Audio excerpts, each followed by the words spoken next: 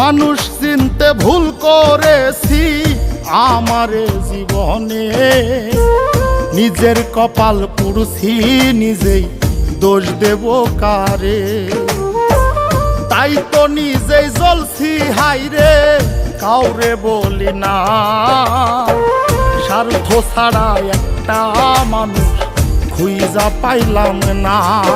আমি স্বার্থ ছাড়া একটা মানুষ খুঁজা পাইলাম না।